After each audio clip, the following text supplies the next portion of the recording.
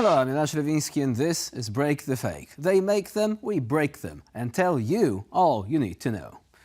At a press briefing following his meeting with the US President, Polish Prime Minister Donald Tusk said that he hoped that a voice from Poland and Europe will prompt House Speaker Johnson to rethink his position on aid for Ukraine, and added that the fate of millions rests upon Johnson.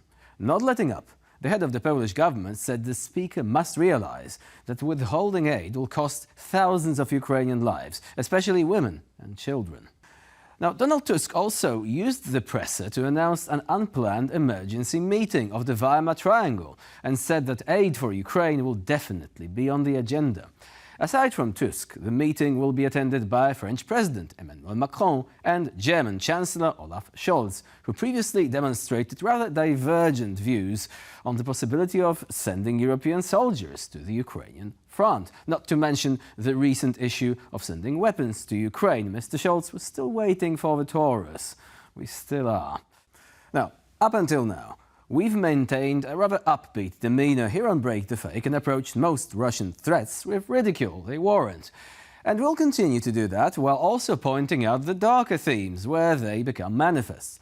And this is one such moment. The US Congress is taking its sweet time because of Mr. Johnson, while Russia is doubling down. So Europe needs to get its act together, and fast. White House National Security Advisor Jake Sullivan has announced that Kyiv will receive a military aid package to the tune of $300 million. This is the first such step from Washington in recent months, as the allocation of additional funds to Ukraine has been blocked by Republican leaders in Congress. Speaker Johnson again. This latest package will include a shipment of anti-aircraft missiles, as well as missiles for the HIMARS systems.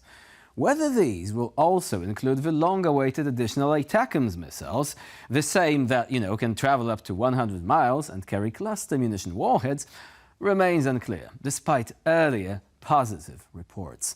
In addition, the US will supply Ukraine with additional munitions for 155mm howitzers, as well as guided missile systems. So far, so good, right? The Pentagon has said that the funds for the package come from, and I quote, savings on contracts from previously allocated additional funding that can be used to replenish the reserves of the Ministry of Defense, end of quote.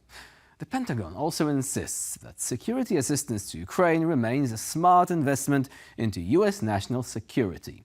That Speaker Johnson doesn't get this simple argument means that either he's horrible at investing or simply doesn't care about America's vital interests. Someone should send him a YouTube link to an episode of Break the Fake. It could prove enlightening if Mr. Speaker is an open-minded person, that is. Now, in a recent appearance, Vladimir Putin, aka the Bunker Dwarf, has said that if Russia had not supported prices on the international market, they would have fallen and oil production in the United States would have collapsed. А если бы мы не поддерживали цены на мировом рынке, они бы упали, тогда и сланцевая добыча в Штатах бы развалилась, потому что банки не давали бы им кредитов, имея в виду неперспективность этой добычи. А здесь Да, тоже... и тогда мы осваивали бы рынки и осуществляли бы инвестиции, а они нет. So, what kind of explanation did the Kremlin's propaganda machine offer for these remarks? According to Moscow's mouthpieces, it was Russia that gave the United States a place on the market. How nice of Moscow! How benevolent! That messaging line would play better if not for the fact that Russia hates basically everything about the United States, so why offer it a major slice of a very, very valuable pie? Surely it wasn't a case of goodwill gesture, as that usually included Russia taking the L in a major way, such as losing occupied territory or watching a warship vanish beneath the waves. So, time for an unhinged quote of the day. The question of Western domination in international affairs is being settled in Ukraine right now. It spells the end of Western hegemony. End of quote. That's the latest narrative that the Kremlin clowns are feeding their eager public. The Bunker Dwarf, still calling himself the Russian president, by the way, has been talking about these issues at length in his recent interview with Tucker Carlson. And Foreign Minister Sergei Lavrov has delivered the passage we have just cited in his conversation with Dmitry Kisilov. На Украине решается именно этот вопрос. Вопрос доминирования Запада в мировых делах, вопрос завершения его гегемонии. Об этом очень подробно говорил президент, как вы помните, в интервью недавнем Такеру Карлсону, и еще раз акцентировал эту тему в сегодняшнем интервью Дмитрию Киселеву. Speaking of Tucker Carlson, he probably hasn't seen a subsequent interview in which Carlson said that the whole argument about Nazis in Ukraine was the most stupid thing he's ever heard. And if Tucker Carlson says that, well, it actually explains a lot, doesn't it? We'll be closing today's episode on a somewhat philosophical note here. There is a possibility that the Russian Empire, or what remains of it, did not launch the war in Ukraine just to grab another piece of territory, despite Putin actually confirming that rationale in one of his latest appearances.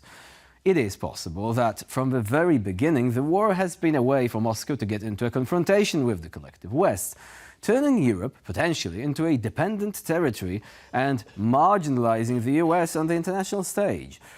So obviously the question everyone is asking is, are we closer to war now than we've ever been? In fact, that we've been since the Cuban Missile Crisis in the 1960s. Should we fear Russian nukes zipping across the globe? Or maybe that's what Russia wants us to believe. Putting it in a different way, even if Russia is a pufferfish country, disguising its weakness with bloated posturing, you don't really want to grab this spiky little fish with your bare hands. And with this, we end this episode of Break the Fake. Please stay with us here on TVP World for more latest news and updates. I'm Jonasz Rewiński. Bye for now.